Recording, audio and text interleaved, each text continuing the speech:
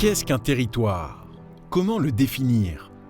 Il y a tant de choses qui le caractérisent. Son industrie, son économie, ses équipes de sport et leur palmarès, les grandes fêtes et événements qui s'ancrent dans les habitudes, le savoir-faire, ses paysages, mais aussi son histoire et toutes ces pièces d'autrefois que les siècles ont disséminées ici ou là et qui, côte à côte, forgent une identité complexe. Depuis des années, en parcourant le territoire de la Moselle, j'observe ces richesses patrimoniales. Je découvre ces centaines d'histoires qui se mêlent les unes aux autres. Je perce les mystères de ces lieux étonnants qui jalonnent les plaines, les vallons et les forêts. Tel un carnet de voyage, nous allons parcourir les routes et les sentiers de la Moselle en quête des surprises étonnantes qui se cachent sur le territoire mosellan. Bienvenue dans ce nouvel épisode de Destination Moselle.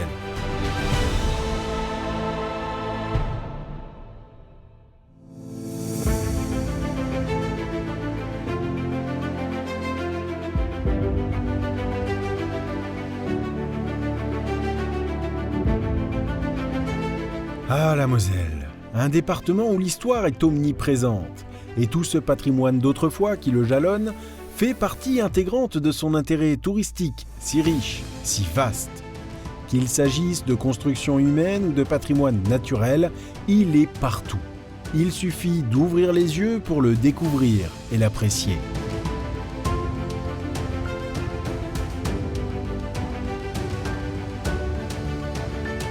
Durant ce nouveau carnet de voyage, nous allons partir du centre de la Moselle pour aller vers le sud. De lieu en lieu, notre parcours sera semé de nombreuses découvertes, vous allez voir. Et on commence à Saint-Avold, un point de départ déjà grandiose. Puisque dans cette ville, certains éléments de patrimoine sont splendides. J'en veux pour preuve cette superbe basilique Notre-Dame de Bon Secours, haute de plus de 30 mètres. Construite à la fin du XIXe siècle, elle recouvre les ruines d'une première chapelle du XVIe, mais aussi celle d'une autre chapelle construite au XVIIe siècle, détruite au lendemain de la Révolution.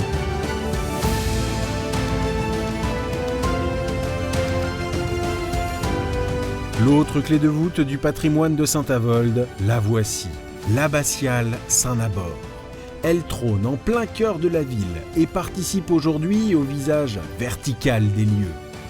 Elle culmine à quelques 45 mètres de hauteur et mesure près de 70 mètres de long pour une largeur de presque 30 mètres.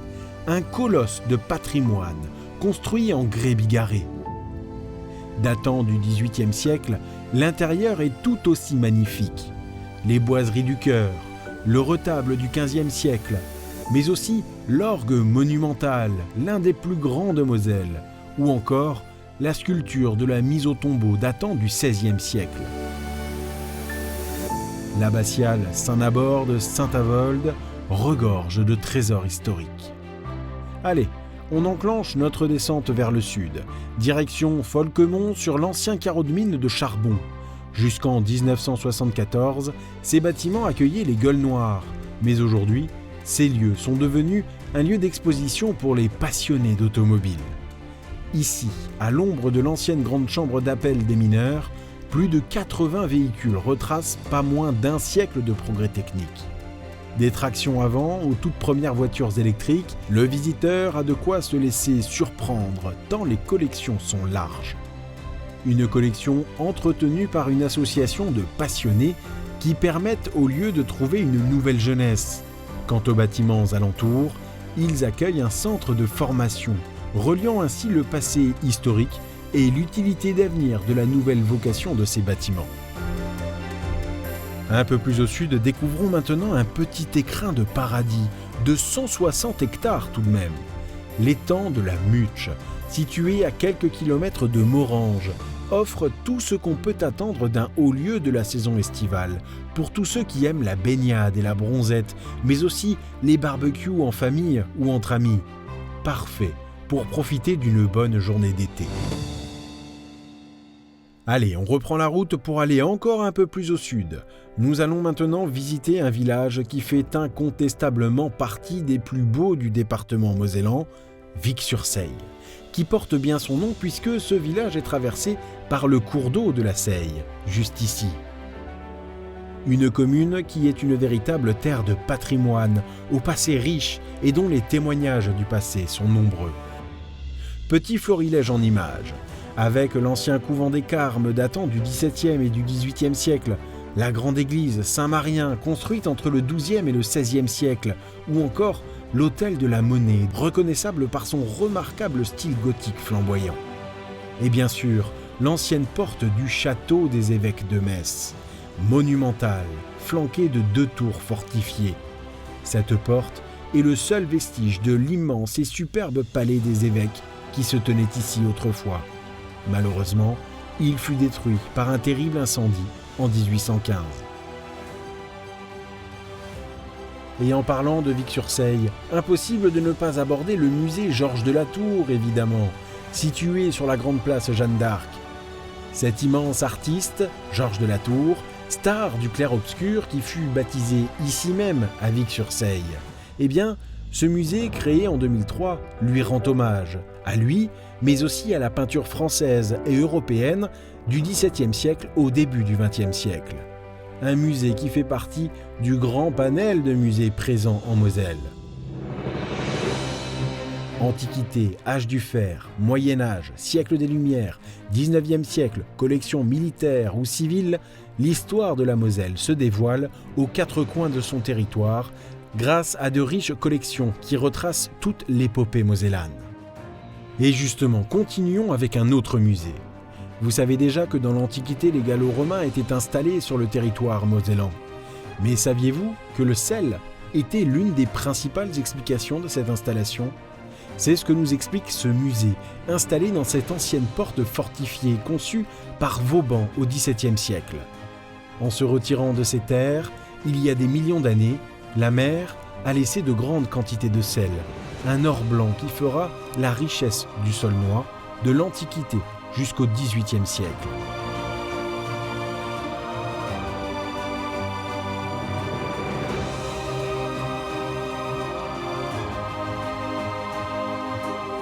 Le Saulnois, c'est aussi le pays des étangs. Et parmi ceux-ci, il y en a un qui se démarque particulièrement des autres, le domaine de l'Indre. Créé sans doute vers le XIe siècle, il servait autrefois à ravitailler les populations alentours en poissons et en eau. Aujourd'hui classé zone Natura 2000, il appartient au département de la Moselle. Le domaine de l'Indre s'étale sur plus de 1000 hectares et son étang, d'une superficie de 620 hectares, est le plus grand bassin de pisciculture en France. Chaque année, la fête de la grande pêche permet d'entretenir un savoir-faire ancien et fait le bonheur des amateurs de pêche et constitue une véritable réserve de biosphère. Un peu plus à l'est, préparez-vous maintenant à découvrir l'un des plus beaux endroits d'Europe, le parc animalier de Sainte-Croix. Plus de 120 hectares, ou pas moins de 1500 animaux appartenant à une centaine d'espèces différentes, vivent paisiblement.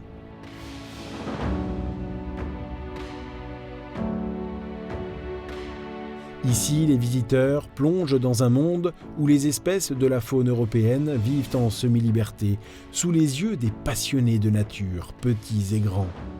Ce parc, très engagé dans la préservation des espèces, participe également activement à différents programmes de réintroduction animale en milieu naturel.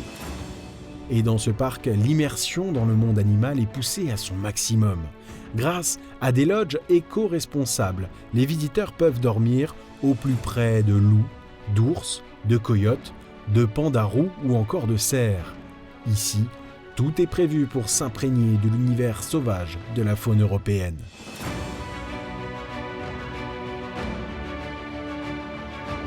Allez, on quitte le monde animal un instant pour retrouver celui de nous autres, humains. À quelques kilomètres au sud de Rhodes et de son parc animalier, petit passage par la Renaissance avec ce château de Romécourt, une ancienne ferme fortifiée qui date du XVIe siècle. Aujourd'hui, cette superbe bâtisse est un gîte accueillant aussi des activités de bien-être et qui se transforme ponctuellement en lieu de fête d'autrefois.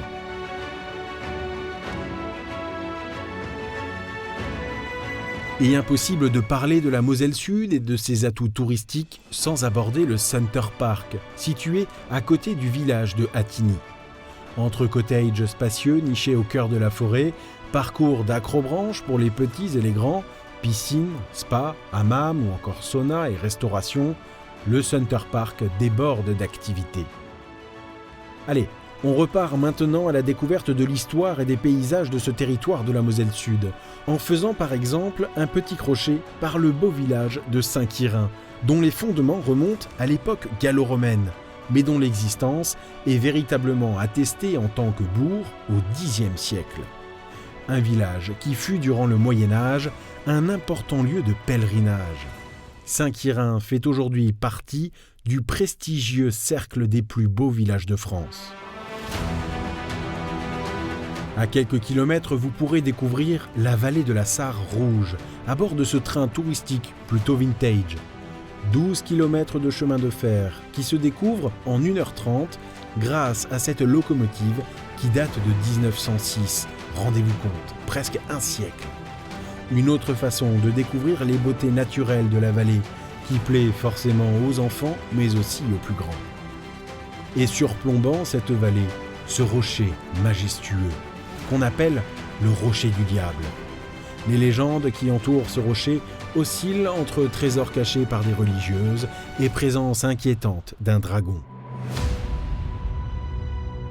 Ce rocher d'Abrèche-Villers est l'un des nombreux exemples de promontoires rocheux sublimes, souvent en grès rose, qui jalonnent l'ensemble du territoire mosellan. En témoigne par exemple cette grotte de Walscheid, la plus profonde du massif vosgien, avec une profondeur de 32 mètres et une largeur de 24 mètres. Des trésors naturels qui ravissent les regards et qui participent à ce visage si étonnant du département de la Moselle. Et justement, découvrons maintenant l'un de ses plus impressionnants rochers, celui de Dabo. Formé il y a quelques 200 millions d'années, culminant à 664 mètres d'altitude, cette imposante merveille naturelle a, dès l'époque celtique, suscité l'intérêt des populations. Lieu de culte celte, remplacé par un château fort détruit au XVIIe siècle, le rocher de Dabo supporte aujourd'hui cette chapelle qui se dresse tel le clocher de la vallée. Dédiée à Léon IX, enfant du pays qui fut pape au XIe siècle. Le rocher de Dabo et la chapelle qui le coiffe, reconnaissables dès le premier coup d'œil, font incontestablement partie des emblèmes du territoire. On parle de patrimoine naturel, de patrimoine bâti ou de patrimoine touristique, mais il existe un autre patrimoine, le savoir-faire, parfois ancestral, qui marque l'histoire industrielle d'un territoire. À Niederwiller, toujours dans le pays de Sarrebourg, c'est l'art de la faïencerie qui a laissé son empreinte. Depuis le XVIIIe siècle, cette industrie a considérablement joué son rôle dans la réputation de ce coin de la Moselle. Et aujourd'hui encore, cet artisanat ancestral fait partie du paysage industriel mosellan. Et à la grande époque de ces industries, la faïencerie, certes, mais nous aurions pu parler de tuiles et de briques qui étaient aussi confectionnées en nombre ici. Nous pourrions également parler des cristalleries et des ateliers de verrerie créés en Moselle-Est au pays de Bitche. Bref, tout ça, il fallait bien l'acheminer dans les différents points de vente. Et pour cela, les différents cours d'eau qui traversent le département ont joué un rôle déterminant. Véritable enjeu économique, les cours d'eau ont été adaptés aux besoins des transports fluviaux. Dès le XIXe siècle, les écluses ont permis de perfectionner ce type de transport. La vallée des Éclusiers est un exemple parfait des installations construites au gré des canaux creusés sur mesure pour les bateaux de transport. Dans ces lieux bucoliques, désormais propices aux promenades quotidiennes, se jouait autrefois, jusqu'à la fin des années 60, la grande bataille du transport optimisé de marchandises. Mais ces 17 écluses, réparties sur 3,8 km, ont fini par être remplacées par une seule installation. 45 mètres de dénivelé, plus de 8000 bateaux par an qui montent et qui descendent sur cette immense machinerie. Lancé en 1969, le plan incliné d'Arzwiller a de quoi étonner. Cet ascenseur géant, unique en Europe, permet de descendre le dénivelé en quelques minutes à peine. Devenu une attraction touristique, ce sont pas moins de 70 000 visiteurs qui passent ici chaque année. Partons maintenant à l'extrémité sud-est du département, à Phalsbourg. Un bourg de presque 5000 habitants, fondé au XVIe siècle par un comte palatin, avant d'être intégré au duché de Lorraine. Une ville qui deviendra une citadelle fortifiée par Vauban, avec des remparts en étoiles, typiques du XVIIe siècle. Phalsbourg est notamment réputé pour son festival de théâtre, organisé chaque année, et qui habite les places et les rues pour le plus grand bonheur des amateurs du genre. À une vingtaine de kilomètres à l'est, prenons maintenant la route de Sarrebourg. Nommée pour la première fois sous l'Empire romain, cette cité qui s'agrandit au fur et à mesure de son histoire souffrira des nombreuses guerres qui font rage sur le territoire. Guerre bourguignonne, guerre de 30 ans, celle de 1870 ou encore les Première et Deuxième Guerres mondiales. Aujourd'hui, l'histoire de la ville se découvre au musée du pays de Sarrebourg, dont les collections couvrent plus de 2000 ans d'épopée humaine, mais aussi rend hommage au savoir-faire emblématique des lieux, comme la faïencerie de Niederwiller dont nous parlions il y a un instant, ou encore aux vitraux de Marc Chagall, très présents dans le pays de Sarrebourg. D'ailleurs, n'oublions pas de parler de la chapelle des Cordeliers. Dans cette chapelle du XIIIe siècle se trouve cette merveille. Un immense vitrail de 12 mètres de haut, signé de la main de Marc Chagall. Le patrimoine de Sarrebourg, entre histoire militaire et art contemporain, est riche.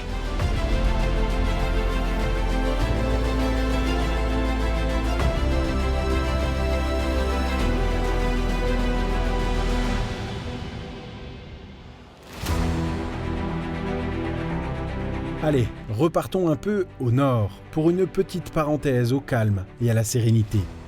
Installé sur une ancienne commanderie ayant appartenu aux chevaliers de l'ordre de Malte jusqu'à la Révolution, le couvent de Saint-Jean-de-Bassel a été installé ici, en 1827, par les Sœurs de la Divine Providence. Aujourd'hui encore, une cinquantaine de sœurs résident ici. Ce lieu d'histoire est aussi un écrin de tranquillité pour ceux qui souhaitent effectuer une retraite spirituelle temporaire, activité de plus en plus plébiscitée par les croyants et les non-croyants.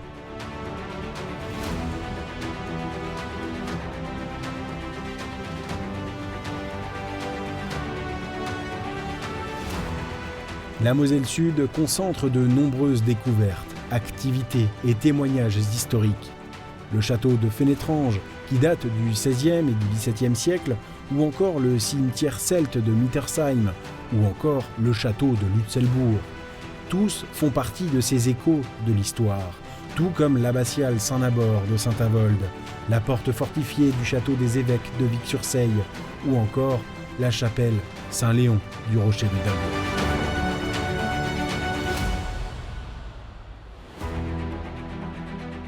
Des trésors historiques qui côtoient les merveilles naturelles de ce territoire, forgé il y a des centaines de millions d'années.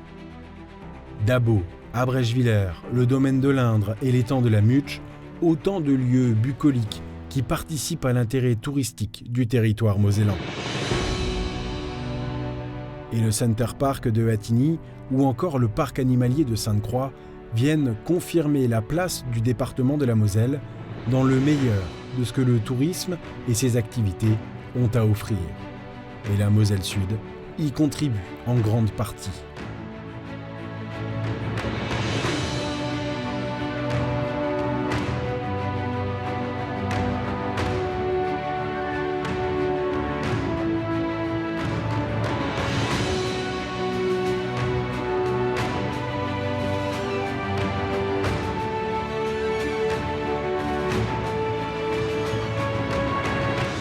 Alors, franchement, elle est pas belle la Moselle.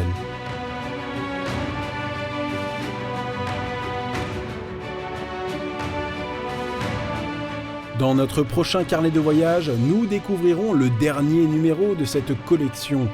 Nous partirons à la découverte du pays messin.